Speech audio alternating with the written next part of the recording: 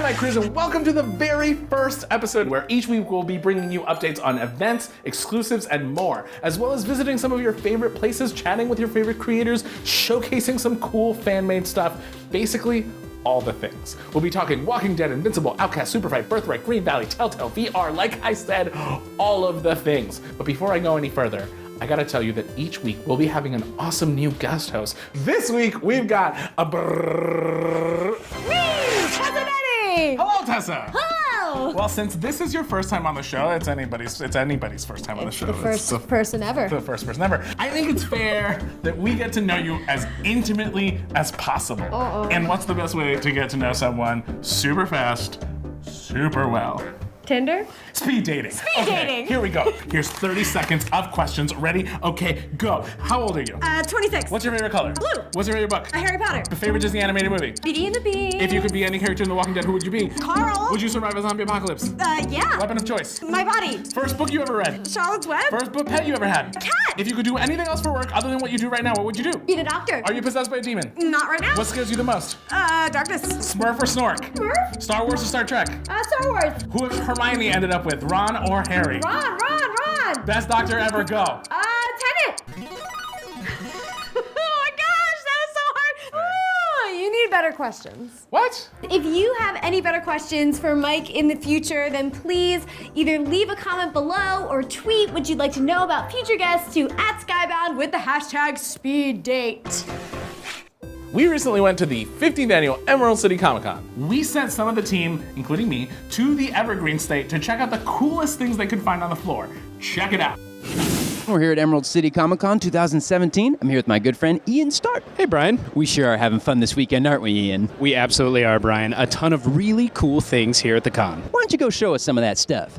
Let's go.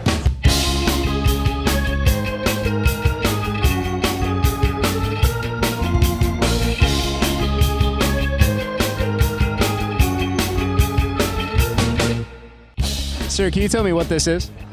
This is Cat Cosplay. Right now she's dressed up as 11 from Stranger Things.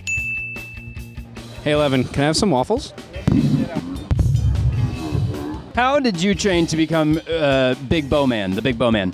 Meditating under a waterfall for many hours. You heard it here first, guys. We have just talked to Hanzo. Ryuga wagateki o kuro!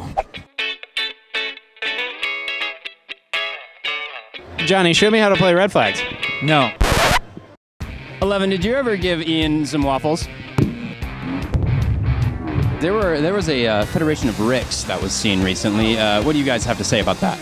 Where do they escape from? Do they even lift?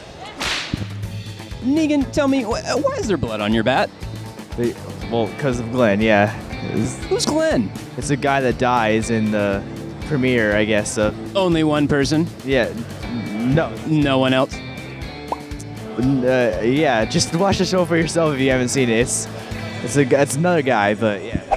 We just spent 3 straight days at Emerald City Comic-Con, but we had such a blast, didn't we, Brian? Sure did, Ian. But that's all the time we have left, so take it away, Cruz and Tessa.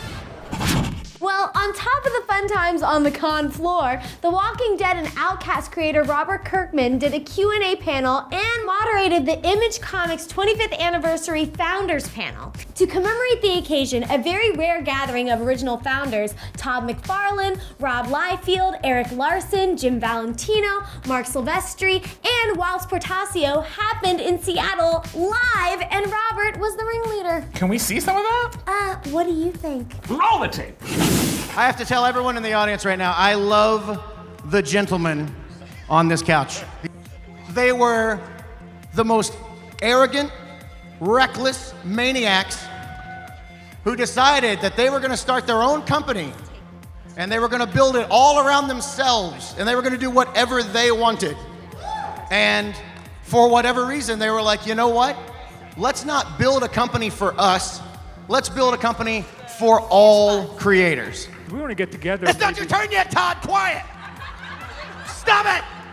You know, one guy was a Flash, somebody was Wonder Woman, somebody was Green Lantern. We all had a different mission. We weren't 6 Supermans. We all sort of filled it out, and I think it's sort of why we survived, because we really weren't encroaching on each other, because we each had our own personalities and what we were trying to do. These guys are among the best of an era, and I don't, you know, I keep watching the guys after us to see if somebody's gonna break through. And I gotta tell you guys, it just hasn't happened yet, not with my eyeballs. Everyone thought we were taking this massive risk, which we did, right? We took a massive risk, but at the end of the day, the worst was gonna happen to us, we would get embarrassed. If it didn't work, it would be embarrassing, right? It's not as if we weren't gonna get jobs, right? It would just be really kind of humiliating because, yeah, they said we'd be done in 6 months, and we're done in 6 months. 25 years later, we're not done yet. If we screw up, DC will hire us. It was always, okay, so we're gonna piss Marvel off, DC will take us. Like, there's always an option, but you're right. Isn't Jim Lee the living proof of that? Jim Lee is the living proof. Do your spouses actually read everything you guys put out? Nope, never. Nope. Not at all. Never. Never happened. Todd and Eric, I am amazed that Spawn is 200 and what? 72. And Savage Dragon. That's amazing. These guys don't get the credit they deserve. Absolutely amazing. And they are the torchbearers for what was started. All right. Thank you very much. Big round of applause for these trailblazing, amazing people. So the last thing that happened everywhere while everyone else, but not me, was in Seattle was the release of an all-new Skybound comic book, Extremity. I got together with Skybound assistant editor Ariel and invited 2 guests to discuss this new issue. It creates a whole world, like from the first panel, and it's really hard for a lot of comics to catch you by the last page, but on the first page, this one had me. It's the very personal tale of revenge. It's all the detail in the art, and I couldn't believe that he wrote and drew it, and so just to have so much packed into one issue, I was like, after being done with it, I immediately just wanted to tell somebody about it, like, oh my gosh, you have to check this out. Yeah, I think Daniel did a really great job of just incorporating all of these things that just hook people right from the get-go. Having it all in this first issue, this introduction to this completely different world. I mean, we're talking about their names that I've never even heard before. You know, you're like making things up, but it's all set in this realistic, honest reality that you just buy into. Okay, they're at war, there's different classes, one thinks they're better than the other, so they're gonna wipe them out, and you know, there's an uprising. And who comes out of that, and you know, what will Thea hold on to, what will she gain, you know, will more of the family die? There's just a lot of questions, and I like that, having finished this issue being like, okay, there's a lot at stake here. I think there's so many revenge books where you're just supposed to be like, yeah, get that guy, he wronged you, and you are, just go kill him. And I do think so many revenge books or stories are focused very often on what Jerome, Thea's dad, would be, which is this man who's had his family taken from him, and it's sort of an unquestioned, like, this is his right as this patriarch to do this. And I think what really appealed to me about Extremity was the complication of that story, and the fact that Jerome wasn't the main character, it was his daughter Thea, and even though she lost so much, some would say even more than Jerome did, she and her brother are kind of the ones who are able to see all angles of this story and be the ones to say, like, what are we doing exactly? Which I think is such an interesting and rare revenge story. Who are your favorite characters? Did you like connect with someone instantly? I like the dude who's got an eye patch and a bird on his shoulder, then he lifts the eye patch and the bird eats food out of his eye socket. And that's only looks like a couple panels, but that really stuck out. And there's a lot of moments like that in this, that he just managed to pack so much personality into this new world. Who would you recommend this comic to? Actually, I would recommend that Walking Dead fans check this out. It's very intimate, and I think the more intimate you get and the more honest the storytelling is, I think you reach a wider audience. I'll say I'm excited for one thing, which is like seeing everyone's reactions to the long journey ahead of us with Extremity. So everyone should keep me updated. Did we get anything right? Everything and nothing. Okay.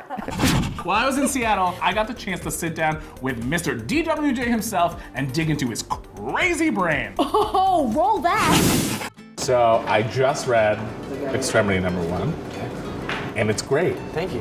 Where did that come from?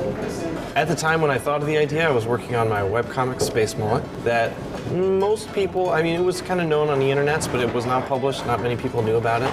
And the title was super tongue-in-cheek and pretty silly. So if people didn't like it, or critics thought it was dumb, I could be like, guys, it's called Space Mullet. I mean, how seriously are we gonna take this? Even though I was taking it so seriously, So I knew that my next project I was gonna have to put myself out there. I've been kind of like thinking of some ideas and a way to do a possible revenge story that wasn't the same tried and true. And as much as I love John Wick, not just throwing, not just replacing like a dog with like, you killed my wife or you killed my dog, or but something that has like a little more substance. And so the Thea losing her drawing hand stems from my fear of losing my drawing hand. So was that the spark? Yeah. That was like what gave the story an emotional meaning, emotional depth. How do you go from I had a spark to now there's a comic book? That's the hardest part of the whole process. It's just creating something from nothing, and that slow, like, grind of like pushing, like getting the momentum to push this thing. Just that initial push is so hard. But one thing that helps is coming up with an ending as best I can. And it's different, like Stephen King he's always like, never have an ending, just write. And that's fine, because he's Stephen King. But for me, who I have to draw every page that I write, I need to have at least some idea of where the story's going so I can start concepting out. And again, like serial storytelling, like any TV show writer will tell you, you need to know how the show ends, or the episode ends before you write the beginning. So you have something you can work towards. What is up with the dude with the eye patch? Hobby. Yeah. What's up with Hobby and the bird that eats out of his eyeball? Is he keeping food in there? Is it better than having a pocket? Yeah, it's actually cheese. He keeps cheese in it. Why does he keep cheese in his eyeball? It's just a way to give Hobby character in one panel. You'll notice that Hobby is also like a little overweight. I wanted to like make like a Porkins character. Not necessarily that just to kill off, but just like I wanted that body shape in there. I really hope that does not mean that you did not just reveal that he dies, because I'll be very upset. Oh, no. He doesn't go out like that. Wait, he doesn't go out like that? Don't worry about it. Okay, that was cool. Did I ask everything I should have asked? I'm sure that there are questions out there that they really wanted to ask. So if you want to make sure that your questions get asked, make sure to follow Skybound on Twitter, Instagram, Facebook, read skybound.com all of the days, and sign up for the Skybound Insiders program to get our newsletters in that sweet, sweet digital mailbox. Tessa, thank you so much for being here this week and being our guest host. Please let everybody know where they can find you. Find me on all the social medias at Tessa Netting, or on my channel, youtube.com/TessaNetting. Thank you guys so much for watching, and we will see you next week. Bye!